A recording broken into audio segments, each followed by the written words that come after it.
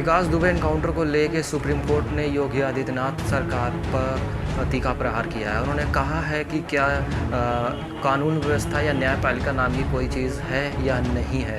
उन्होंने योगी सरकार यानी उत्तर प्रदेश सरकार को अपनी रिपोर्ट देने को कहा है। काफ़ी किरकिरी के बाद यूपी पुलिस ने जय वाजपेयी को गिरफ्तार कर लिया। उस पर कई अहम खुलासे उसने किए।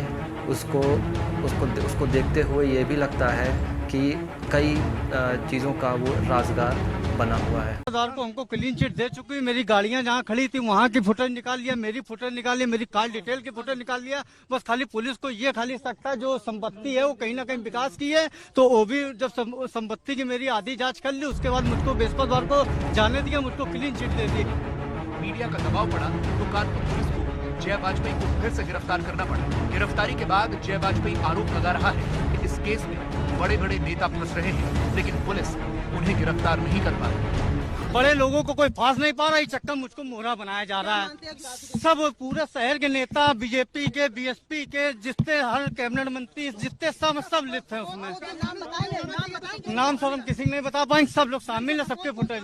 विकास दुबे का खजांची जय वाजपेयी पर कई संगीन आरोप भी लगे हैं, जिसको लेकर वो शक का दायरा बढ़ता जा रहा है। आपको ये भी बता दें कि ज़्यादातर इसके लेन देन और इसके ब्लैक मनी का जितना भी पैसा था वो जय वाजपेयी सही मायनों में उसको ठिकाने में लगाता था।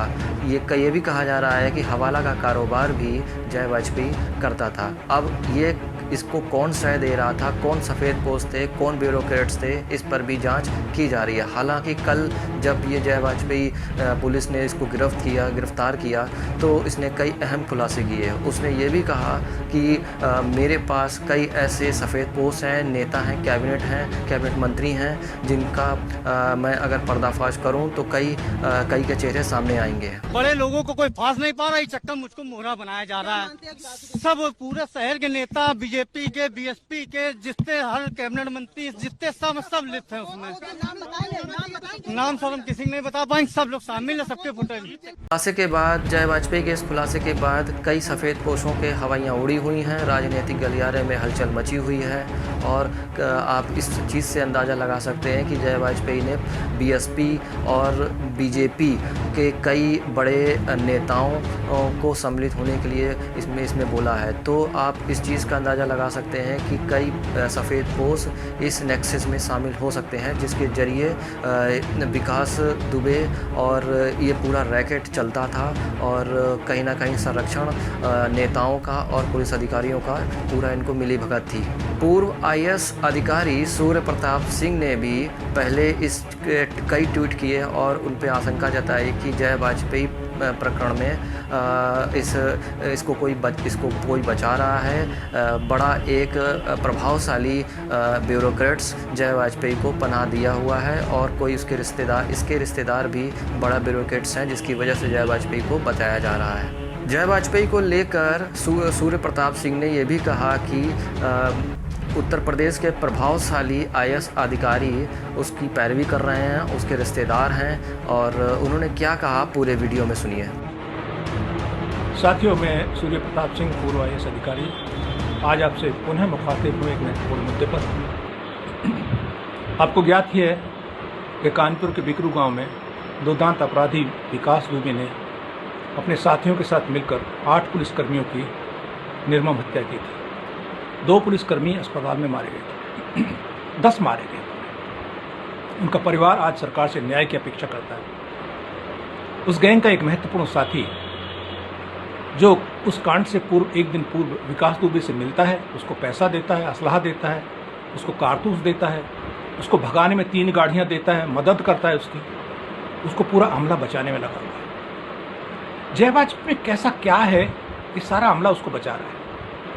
सबको पता है जय वाजपेयी के संबंध। एक महत्वपूर्ण नौकरशाह जो अपर मुख्य सचिव गृह के पद पर तैनात है, अवनीश अवस्थी जी, उनके जय वाजपेयी से सीधे संबंध, पारिवारिक संबंध सबको पता है।